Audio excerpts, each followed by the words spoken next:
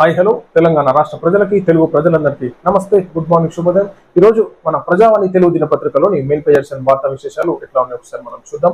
So దయచేసి అందరూ channel ని సబ్స్క్రైబ్ చేసి ఆ వ్యూవర్స్ అందరూ కూడా మీ యొక్క సోషల్ మీడియా గ్రూప్స్ లో లింక్ ని షేర్ చేయవలసిందిగా కోరుతా ఉన్నాం. ముగిసిన భారత్ పాకిస్తాన్ DGMOల చర్చలు. భారత్ పాకిస్తాన్ల మధ్య ఉద్రిక్తతలను తగ్గించేందుకు ఇరు దేశాల సైనిక కార్యకలాపాల డైరెక్టర్ జనరల్ DGMOల చర్చలు ముగిశాయి. సో ఏదైతే భారత్ పాకిస్తాన్ మధ్య DGMOల సమావేశాన్ని ఏర్పాటు చేసుకోవడం జరిగింది. సో అంతర్గతంగా ఏమన్నా విభేదాలు ఉంటే ఈ చర్చలతోని స్పందించాలి. ఉన్నటువంటి యుద్ధానికి పోతే ప్రాణాలే నష్టం జరుగుతుంది, ఆస్తి నష్టం, ఆర్థిక నష్టం జరుగుతుంది అని చెప్పేసి ట్రంప్ గారు కూడా వివరించడం జరిగింది. పెద్ద మనిషి ఇంటర్ అయినారు, ఎక్కడక్కడ కొంచెం సైలెంట్ గా అయిపోయింది. ఎందుకు అని చెప్పేసి ఉన్నటువంటి ఆ ఇబ్బందుల పరిస్థితులలో సో ఒక దేశానికి అయినాక మళ్ళీ వేరే దేశాలు ఎంటర్ అవడం, సో ఈ విధంగా పోతా ఉంటే చాలా పెద్ద ఉద్రిక్తంగా జరిగేటటువంటి ఆస్కారం ఉంటుంది. కాబట్టి అది మొదట్లోనే శాంతి మగ్గేందుకు మరి ఈనాడు ట్రంప్ గారు ఎంటర్ అయ్యి దీనికి ఫుల్ స్టాప్ పెట్టడం జరిగింది. కాబట్టి కానీ ఈ యొక్క మొండి వైఖరిని పాకిస్తాన్ మానుకోవాలని చెప్పేసి కూడా వారికి హెచ్చరికలు కూడా జారీ చేయడం జరిగింది. మనం చూసుకోవాలి, ఈనాడు భారతదేశం ఎంత పవిత్రమైనటువంటి దేశం అంటే వాళ్ళ దాడి చేసినా కానీ వాళ్ళకి ఏ విధంగా గుణపాఠం చెప్పింది. సామాన్య ప్రజల మీద అటాక్ చేయకుండా ఓన్లీ ముష్కర్ల ఇల్లు, క్యాంపులు, బేస్ క్యాంపులనే అటాక్ చేయడం జరిగిందంటే పాకిస్తాన్ వాళ్ళకు కూడా అర్థం కావాలి భారతదేశం అంటే ఏంటంటే. వాళ్ళు మాత్రం మన హిందువుల మీద దాడి చేయడం జరిగింది. అదే విధంగా ఇది మనం ఆపరేషన్ సింధూర్ 2 చేస్తూ ఉంటే వారు సామాన్య ప్రజలు ఉండేటటువంటి ఇళ్ల మీద, స్థావరాల మీద దాడి చేయడం జరిగింది. అట్లా కూడా కొంతమంది చనిపోవడం జరిగింది. సో ఇప్పటికైనా పాకిస్తాన్ కి బుద్ధి రావాలి, ఉండేటటువంటి విలువలను కాపాడుకోవాల్సిందిగా కోరుతా ఉన్నాం. మధ్యవర్తిత్వం లేదు, తగ్గేది లేదు. POC మనదే. 2 దేశాలకు చెందిన DGMOలతో హాట్లైన్ లో చర్చలు. న్యూఢిల్లీ. భారత్ పాకిస్తాన్ దేశాల మధ్య నేటి మధ్యాహ్నం జరగాల్సిన చర్చలు వాయిదా పడ్డాయి. నేటి మధ్యాహ్నం 12 గంటలకు కీలక చర్చ జరగనున్నాయి. అధికార వర్గాలు ముందుగా వెల్లడించాయన్నట్టు ఏదైతే చర్చలు ఇంకా జరగాల్సి ఉంది. కాబట్టి ఖచ్చితంగా పాకిస్తాన్ ఆక్యుపైడ్ కాశ్మీర్ అది మనదే. సో దాన్ని ఏ విధంగా సొల్యూషన్ చేయడం, మరి ఈ నిర్ణయాలు తీసుకోబోతున్నారు మన ఏదైతే కేంద్ర ప్రభుత్వం, దేశ ప్రధాని నరేంద్ర మోడీ గారు. అదేవిధంగా అధికారులతో కూర్చొని మీటింగ్ రివ్యూ నిర్వహించుకొని ఏ విధమైనటువంటి కార్యాచరణతో ముందుకు పోవాలన్నట్టు కూడా. ఎందుకంటే పెద్ద యుద్ధం జరిగేటటువంటి కార్యక్రమాన్ని ఏ విధంగా సాల్వ్ చేసుకుంటే బాగుంటుంది అనే దానిపైన చర్చలు జరిగేటువంటి. US చైనా మధ్య కీలక ఒప్పందం. అమెరికా చైనా దేశాల మధ్య కొనసాగుతున్న ట్రేడ్ వార్ కు తాత్కాలికంగా బ్రేక్ పడింది. ఇరు దేశాలు పరస్పర సుంకాలను తగ్గించుకునేందుకు 90 రోజులు ఒప్పందంపై సంతకం చేశాయి. తాజా ఒప్పందం ద్వారా అమెరికా చైనా నుంచి దిగుమతి అయ్యే వస్తువులపై సుంకాలను 145% నుంచి 30కి 90 రోజుల పాటు తగ్గించింది అన్నట్టు ఇక్కడ మనం చూసుకోవచ్చు. ఏదైతే ట్యాక్స్లను కానీ అది కానీ తగ్గించుకోవడానికి చర్చలు చేసుకోవడం జరిగింది.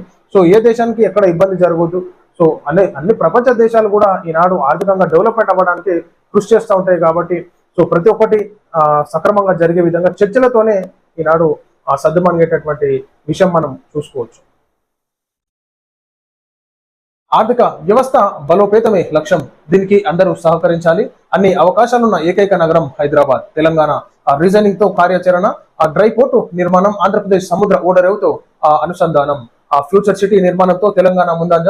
పెట్టుబడులతో ముందుకు రావాలని పారిశ్రామికవేత్తలకు రేవంత్ పిలుపు.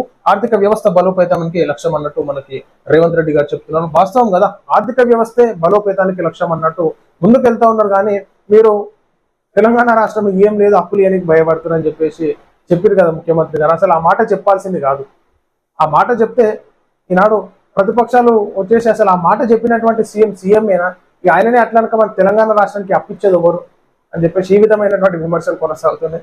సో మరి ఏ విధంగా అన్నారు, ఎట్లా అన్నారో తెలియదు. కానీ సో అది మొత్తం దుమ్ము దుమారం లేపుతా ఉంది. ఖచ్చితంగా ఆర్థికంగా డెవలప్మెంట్ కావాలంటే ఈ ఉచిత పథకాలు ప్రజలు ముందుగా స్వాగతించొద్దు. అదంతా మళ్ళీ మన మీదనే పడుతుంది. ఎన్నిసార్లు చెప్పినా, ఇంకా ఎన్నిసార్లు చెప్తే ప్రజలకు అయితే అర్థమవుతుందో. కానీ ఇంకెన్నిసార్లు చెప్పమంటే మేము చెప్తూనే ఉంటాం. ప్రజలకి చైతన్యవంతం కావాలి, ప్రజలు మేల్కోవాలి. నాయకులు ఇస్తారు పార్టీల అధికారంలోకి రాని, మనకు ఉండాలి కదా తీసుకోనికి. మనకి ఏది కావాలో అది తీసుకుంటే ప్రజలకు లబ్ధి జరుగుతుంది. ఆపరేషన్ సింధూర్ తో పాక్ భారీ నష్టం. ఇండియన్ ఎయిర్ ఫోర్స్ జమ్మూలోని పహల్గావ్ దాడిలో 22 మంది అమాయక పర్యాటకులు ప్రాణాలు కోల్పోయిన విషయం తెలిసిందే. ఈ ఘటనపై ఆగ్రహించిన భారత్ అన్నట్టు చూసుకోవచ్చు. భారత్ అయితే భారీగానే నష్టం జరిగింది, అది మనం చూసుకోవచ్చు. లక్ష్మీ నరసింహస్వామికి పట్టు వస్త్రాలు సమర్పించిన ఆ మంత్రి సీతక్క ఆ మండపేట మండలం మల్లూరు శ్రీ హేమాచల లక్ష్మీ నరసింహస్వామి వారి ఆ కళ్యాణ మహోత్సవానికి మంత్రి సీతక్క కుటుంబం సమేతంగా హాజరై స్వామి వారికి పట్టు వస్త్రాలు సమర్పించడం జరిగింది. లక్ష్మీ నరసింహస్వామికి పట్టు వస్త్రాలు అంటూ ఆ భారత సైన్యానికి ఆ శాస్త్రవేత్తలకు నా సెల్యూట్. ఆ ప్రధాని మోడీ ఆపరేషన్ సింధూర్ తర్వాత తొలిసారి ఆ జాతిని ఉద్దేశించి ఆ ప్రధాని మోడీ ప్రసంగించారు. ఈ సందర్భంగా భారత సైన్యానికి శాస్త్రవేత్తలకు మోడీ సెల్యూట్ చేశారు. ఆపరేషన్ సింధూర్ లో మన బలగాలు ఎంతో ధైర్యాన్ని ప్రదర్శించాయని కొనియాడారు. ఆపరేషన్ సింధూర్ లో మన బలగాలతో ఎంతో ధైర్యాన్ని ప్రదర్శించాయని కొనియాడారు. దేశ ప్రజలందరి తరఫున సైన్యానికి అభినందనలు చెబుతున్నానని చెప్పేసి నరేంద్ర మోడీ గారు చెప్పడం జరుగుతుంది. వాస్తవానికి ఈనాడు మన సోల్జర్స్ కి, మన సైంటిస్ట్ కి మనం కృతజ్ఞతలు తెలియజేయాలి, మనం రుణపడి ఉండాలి. ఎందుకంటే ఈనాడు అత్యాధునికమైనటువంటి ఏదైతే ఆయుధాలు తయారు చేయడంలో కానీ, ఈనాడు ధైర్య సాహసాలతో ఆర్మీ ముందుకెళ్లడం కానీ చాలా హర్షించదగ్గ విషయంగా భావించుకోవచ్చు. ఈనాడు పాకిస్తాన్కి ముచ్చమటలు పట్టించినటువంటి భారత సైన్యాన్ని మనందరం ఒకసారి గర్వంగా వాళ్ళందరికీ సెల్యూట్ చేయాలి.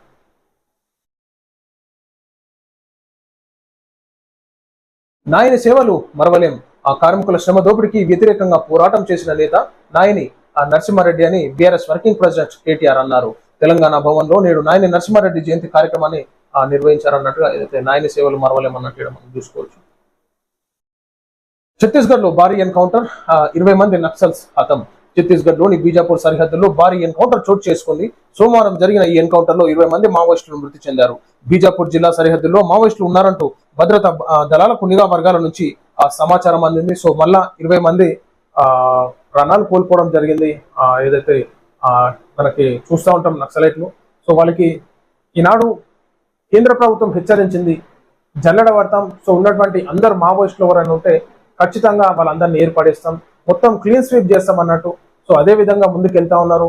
ఈనాడు ఏదైతే యాంటీ నక్సలిజం ఆపరేషన్ చేస్తూ అదేవిధంగా కోబ్రా దళాలు కానీ ఏదైతే భద్రతా దళాలు కానీ మొత్తం జల్లడ పడతా ఉన్నాయి ఆ కర్రగుట్ట చుట్టూ. సో ఎక్కడున్నా సరే కానీ టోటల్ గా సాఫ్ సఫాయి చేసేటట్టు కనిపిస్తుంది. కొంతమంది ఎవరైనా ఉంటే లొంగిపోతూ ఉన్నారు కొంతమంది, కానీ ఇంకొంతమంది ఏమో అదే విధంగా కొనసాగుతా ఉన్నారు. కానీ ఈనాడు శాంతి చర్చలు జరపడానికి కూడా కేంద్ర ప్రభుత్వం ఆసక్తి చూపుతలేదు. కానీ ఈనాడు మావోయిస్టులు చనిపోవడం కూడా చాలా బాధాకరంగా భావిస్తున్నారు.